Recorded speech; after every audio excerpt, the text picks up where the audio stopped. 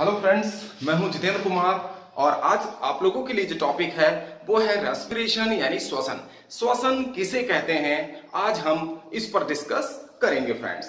तो जो श्वसन है ये क्रिया फ्रेंड्स, उसको समझ लीजिए, बहुत इजी है, आसानी से समझ में भी आ जाएगी। हम लोगों ने पढ़ा फ्रेंड्स डाइजेशन। अभी आप लोगों को डाइजेशन हम पढ़ा चुके हैं, पाचन किसे कहते हैं, कि पाचन क्रिया क्या है। तो पाचन में फ्रेंड्स आप लोगों ने देखा कि जो भी हम खाते पीते हैं, जो भी हम ग्रहण करते हैं, कहाँ चला जाता है, वो एलिमेंट्री कैनाल में, अर्थात हमारी आहार नाल में चला जाता है। एलिमेंट्री कैनाल में चला जाएगा और आहार नाल में भोजन अपघटित होगा, छोटे छोटे टुकड़ों में ब्रेक डाउन कर दिया जाता है एंजाइम्स की मदद से, पाचक रसों की मदद से भोजन को स्मॉल फ्रेगमेंट्स में डिग्रेड कर दिया जाता है, यानी कि तोड़ दिया जाता है। और उसके बाद ये भोजन, जो इसी को पचा हुआ भोजन कहते हैं, और ये पचा हुआ भोजन कहा जाता है आंतों में, जो छोटी आंत है, इलियम है।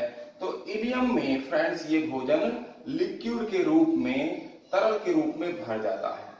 जब ये भोजन आंतों में चला जाएगा और आंतों से ये फ्रेंड्स अवशोषण की क्रिया द्वारा, एब्जॉर्प्शन द्वारा, अवशोषण की क्रिया होगी, एब्जॉर्प्शन होगा, अवशोषण।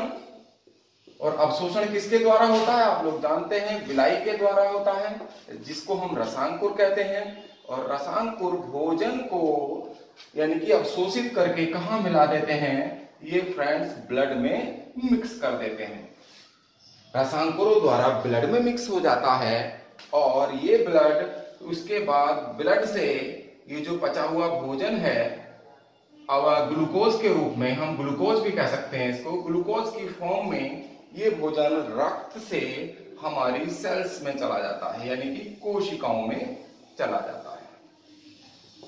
जब ये हमारा पचा हुआ भोजन फ्रेंड्स पाचन क्रिया द्वारा अवशोषण करके, यानी विलाई उसको अवशोषित करती है, अवशोषण करके हमारे रुधिर में मिक्स कर देती हैं, और मिक्स करने के बाद ये भोजन कोशिकाओं में चला जाता है, शरीर की कोशिकाओं में चला जाता है।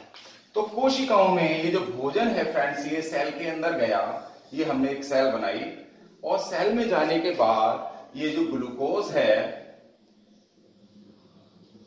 जब सेल में चला जाएगा तो फ्रेंड्स इसका यहां पर ऑक्सीडेशन हो जाएगा। ऑक्सीडेशन मीन्स ऑक्सीकरण हो जाएगा, और हम शुद्ध भाषा में कह सकते हैं इसको, ऑक्सीकरण को जारण कह सकते हैं, इसको जारण। और जारण का मतलब फ्रेंड्स होता है जलना। मतलब यहां ग्लूकोज जब सेल के अंदर जल जाएगा तो इसके जलने से क्या होगा, जब ये जलेगा तो फ्रेंड्स कोई भी चीज जलती है, आप लोगों ने देखा, हम किसी भी पदार्थ को जब जलाते हैं या उसमें अग्नि प्रज्वलित करते हैं तो क्या होता है, उसमें कार्बन डाइऑक्साइड निकलती है। जब हम ग्लूकोज का जारण करेंगे, ग्लूकोज का सूत्र क्या होता है फ्रेंड्स, C6H12O6। इसको जब जलाएंगे तो CO2 तो निकलेगी, CO2 रिलीज होगी, लेकिन ये सेल के अंदर है तो इसमें जल भी रिलीज होता है, CO2 भी बनेगी और जल भी बनेगा।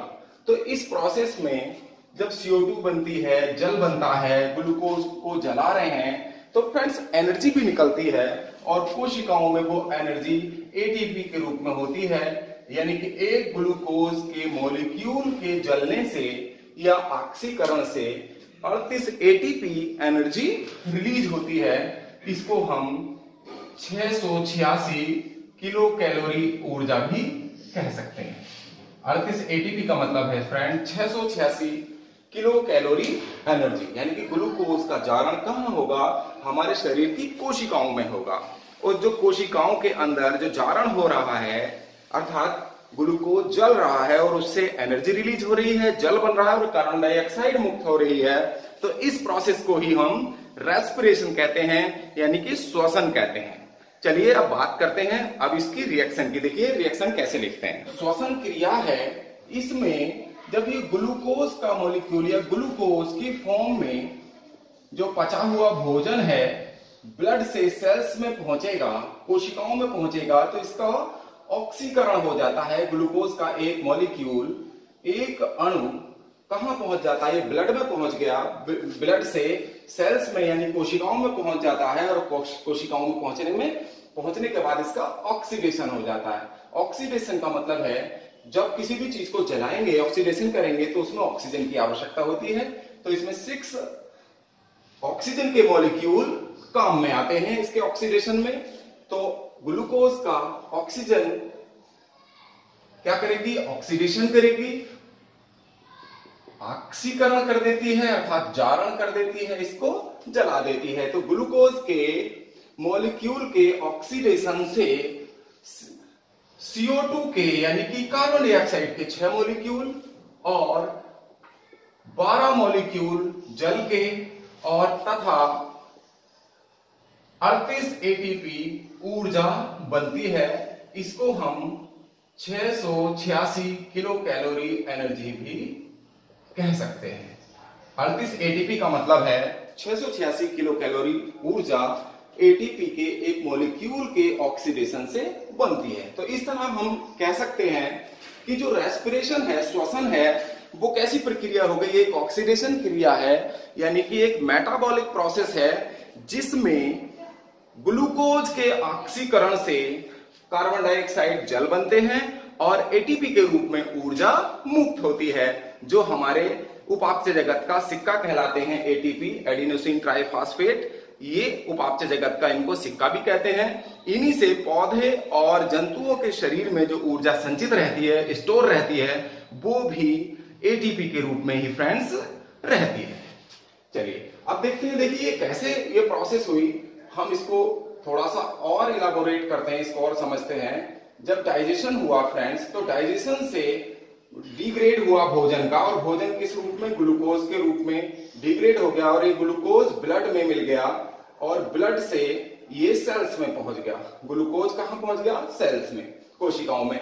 ऐसे ही फ्रेंड्स लंग्स में जो ब्रीदिंग होती है, यानी कि सांस लेना ब्रीदिंग कहलाता है। तो लंग्स से जो O2 है, ऑक्सीजन है, लंग्स द्वारा ये भी ब्लड में पहुंचती है, और ब्लड से ये O2 ये भी सेल्स में पहुंच जाती है। तो यहां फ्रेंड्स ग्लूकोज सेल्स में पहुंचा और ये O2 भी सेल्स में पहुंच जाती है।